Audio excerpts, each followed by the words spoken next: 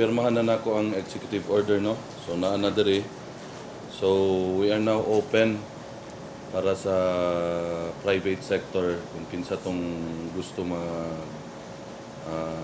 tabang sa pagplano o pag-andam para sa ato ang Kadayawan celebration.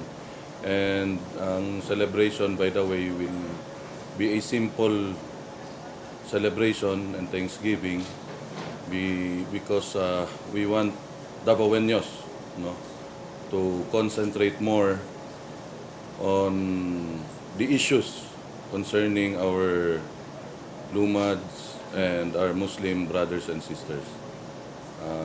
Dito na to ikuan sila nga ipakita nga mas concern na to, mas naalarma ta karon, no, labi na gyud sa mga lumad sa ilahang mga ginaatubang karon nga mga hagit sa ilahang kinabuhi, no, coming from the left and from the military, no. So muna ato ang celebration siguro kuan lang, simple celebration lang, dili ta garboso. So kato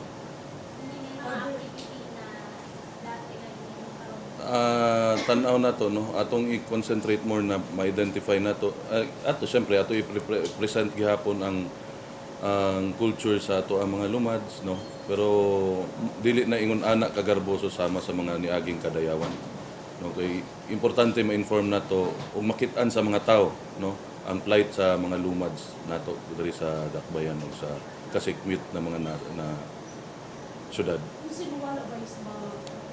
Inform ta mo kung unsay magkuan. Wala pa man gyud nabut na amo pang klarohon pero in place naman ang sa government side. In fact, we have already talked to Director Art Bongkato and we learned mubalhin na din siya sa DTI, no. So we have requested him to be co-chairperson sa steering committee sa Kadayawan. Ang sa private sector, ang among ginakuan, it's either Jasper Wang or si Ma'am Susabel Reta. Sa finance, ang budget, i-announce na mo ang budget. Based on previous Kadayawan celebrations, no, marami talagang pumupunta. So, with the President coming from Davao City, so ma-expect natin na dadami pa. So ang main concern din naman talaga namin dito is the security na mga local and foreign tourists na pupunta dito sa city, including Lumads. Sir, yun, ano ba yung city tourism officer na mo handle sa karon ang amo lang request na mutabang for the meantime is si Director Art Bongkato. Sir, are we expecting cabinet members since the President came from Davos and other foreign... I don't have any information kung ang cabinet members mo appeal sa Kadayawan celebration. Na ay storya ni abot na he will be joining us during the celebration. Dili pod confirm pa. Ang chairman sa Execom Boys would be... Yes. Sir, how different will this celebration be from these It will be simple because we own Mayor Inday, we talk, no, we want to show the people of the Philippines yung plight ng mga Lumads dito and our Muslim brothers and sisters dito sa Mindanao. So yun, dun kami mag-concentrate. Especially, lalo na ngayon ang mga Lumads na abuse na masyado. Sa miyaging mga events na advance ang kasagaran ng mga activities.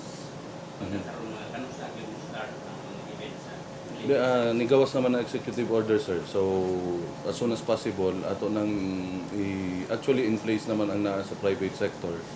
So, ato na lang ginahulat ang answer ni Director Bongkato regarding our request.